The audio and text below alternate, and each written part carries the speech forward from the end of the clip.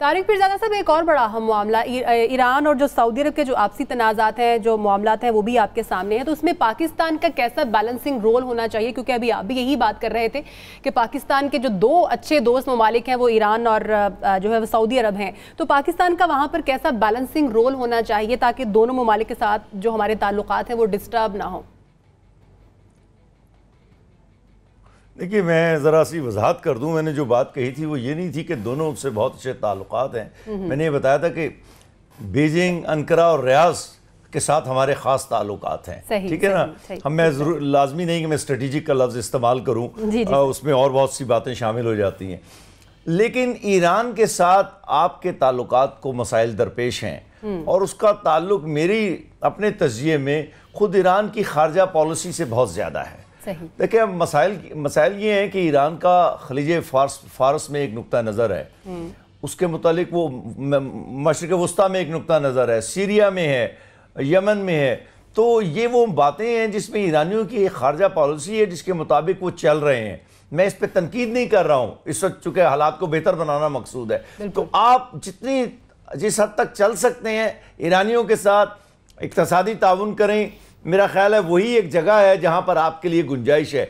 जहाँ तक foreign policy का ताल्लुक है, ईरानियों के साथ बहुत ज़्यादा चलने की गुंजाइश जो है अभी पैदा नहीं हुई है।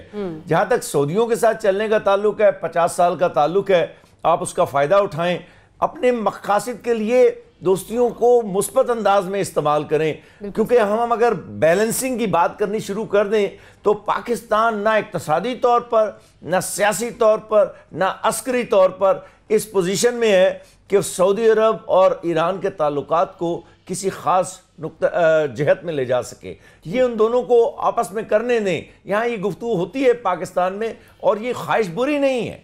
तो ये तो बात एक होगी। दूसरी बात मैं ज़रा करता चलाऊँ। देखिए, ट्रंप दुनिया में मेरे नज़दीक सबसे बुरा हुक्मरान है, लेकिन अगर आप उसकी जो यूनाइटेड स्टेट्स के मुतालिक पॉलिसी है उस पर भी आप बहुत ज़्यादा इकनॉमिक पॉलिसी उस पर भी तनकीद कर सकते हैं, लेकिन उसकी पॉलिसी का एक हिस्सा जो है उससे थोड़ा सा सीखने की पाकिस्तान को ज़रूरत है।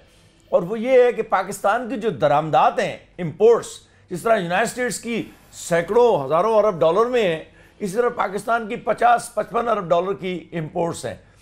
अब आपकी जो एक्सपोर्ट्स हैं वो सारी इस साल बड़ी मुश्किल से 23.5 अरब डॉलर पे आई हैं। ठीक है, तो आपने ये जो 30-40 अरब डॉलर का फर्क है ये कैसे पूरा करना है? तो आप भी जरा वो फिक्रा इस्तेमाल करना सीख लें तरीके से, रेसिप्रोकल का, जो कि ट्रंप इस्तेमाल कर रहा है। ट्रंप गाली देकर कर रहा है, धमकी देकर कर रहा है। आप मुज़ाकरात के जरिए चीन के साथ कर सकते हैं,